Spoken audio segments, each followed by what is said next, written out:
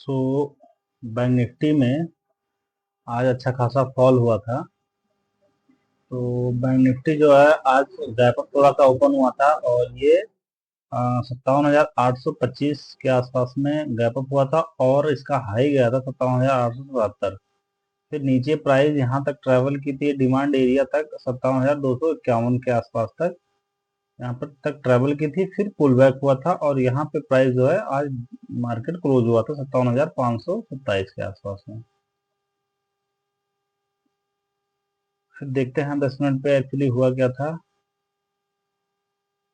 यहाँ पे मार्केट थोड़ा सा गैप अप हुआ और डायरेक्टली फॉल किया और ये जो यहाँ पे डिमांड एरिया कल का रीसेंट बना हुआ था ये वायलेट हो गया। तो इसको हम डिलीट कर देते हैं और यहाँ पे एक जो हमारा इसके पहले वाला डिमांड एरिया था ये भी वायलेट हो गया, तो इसको भी डिलीट कर देते हैं। और फिर देखते हैं नया कुछ क्या बना हुआ है आज मार्केट में।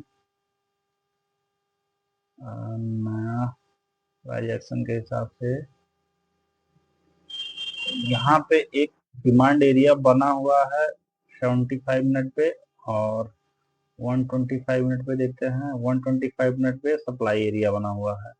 ये जो हमारा लेगआउट कैंडल था यहाँ पे ये वाला, अभी ये बेस कैंडल की तरह हो गया। सो हमारा जो है कल का व्यू पॉइंट होगा कि मार्केट मान लीजिए ऐसे ऐसे करते हुए यहाँ पे आई, उसके बाद फिर यहाँ पे अगर कोई मान लीजिए मार्केट ऐसे ऐसे ऐसे यहाँ पे फ्लैट ओपन हुआ और ऐसे होते हुए चल रही हो, तो यहाँ पे हम एक बार ट्रेंड लाइन भी देखेंगे कि अगर कोई ट्रेंड लाइन का ब्रेकआउट होता है तो यहाँ पे हम ट्रेंड लाइन ब्रेकआउट का ट्रेड लेंगे। तो यहाँ पे हमारी एंट्री हो जाएगी और ये जोन के नीचे हमारा एसएल या फिर जो भी कैंडल होगा उसके नीचे हम एसएल लगा सकते हैं। उसके बाद फिर देखते हैं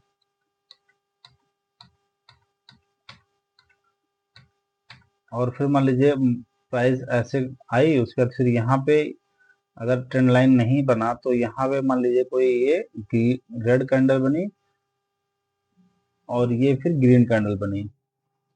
यहाँ पे ऐसे मार्केट आई और ये रेड कैंडल बना और ये ग्रीन कैंडल बना, तो यहाँ पे हमें इंगल्फ मिला, बुलिश इंगल्फ, जिसमें हम ट्रेड करेंगे, जिसको ये हमारा एंट्री हो जाएगा। जैसे ही नेक्स्ट कैंडल इसका हाई क्रॉस करेगी हमारी एंट्री हो जाएगी और ये हमारा जोन के नीचे या फिर दोनों कैंडल के नीचे हमारा एसएल हो जाएगा।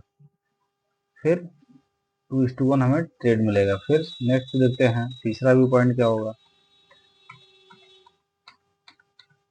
तीसरा मान लीजिए ऐसे आई प्राइस, उसके बाद फिर यहाँ पे इंगल्फ ना बना के यहाँ पे एक पहली कैंडल बनी, बिग ग्रीन कैंडल बनी, उसके बाद फिर इसके अंदर एक इनसाइड कैंडल बनी।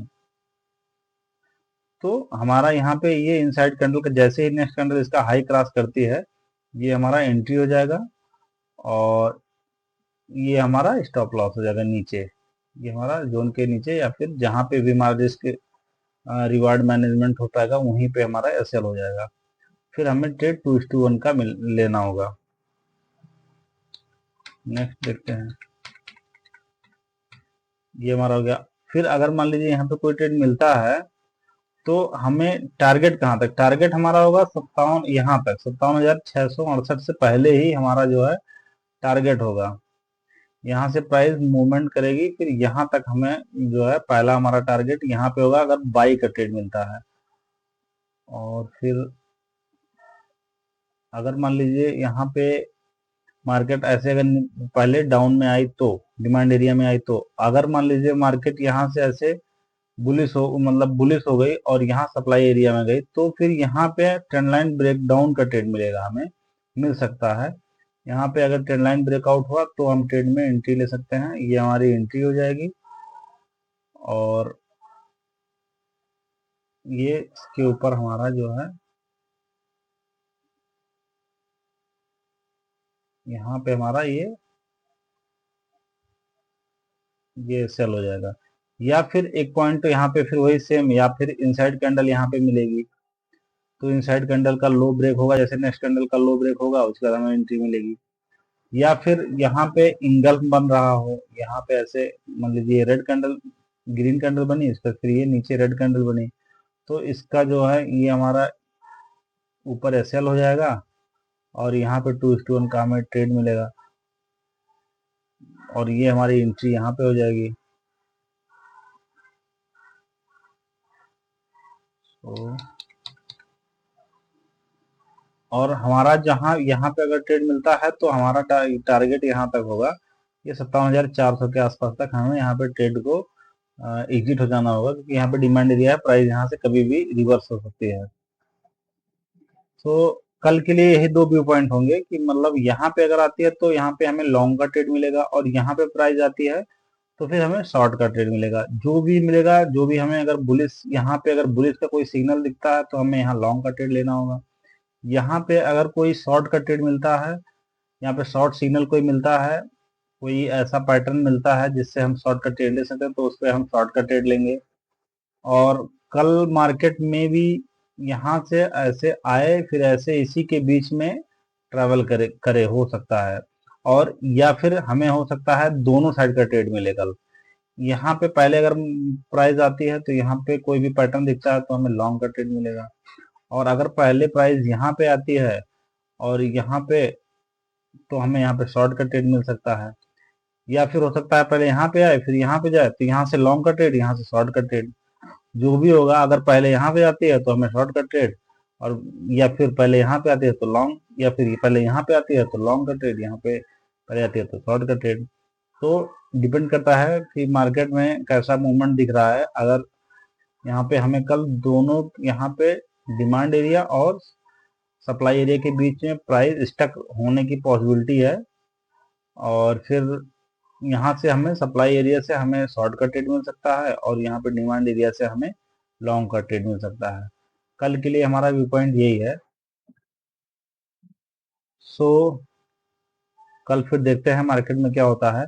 कभी कभी एग्जैक्टली जो हम सोचते हैं वही नहीं मार्केट में होता है, क्योंकि मार्केट तो बहुत बड़ा है। तो मार्केट जब ओपन होता है तो उस टाइम पे हमें अपना डिसीजन भी चेंज करना होता है। जैसे मार्केट बिहेव करता है उस हिसाब से हमें डिसीजन चेंज भी करना पड़ता है। तो अकॉर्डिंगली हम जैसे मार्केट ओपन होगा उसके बाद फिर कुछ डिसीजन अगर चेंज होता है तो फिर देखेंगे। लेकिन मोस्ट प्रोबेबिलिटी यही होगा कि यहाँ पे अगर मार्केट आती है तो लॉन्ग का ट्रेड, और यहाँ से अगर प्राइस पहले यहाँ पहुंचती है फिर शॉर्ट का ट्रेड, हमें यही मिलेगा, और प्राइस इसी दोनों रेंज के बीच में स्टक होने की पॉसिबिलिटी है। सो थैंक यू, मिलते हैं कल नेक्स्ट क्लास में, तब तक के लिए बाय बाय।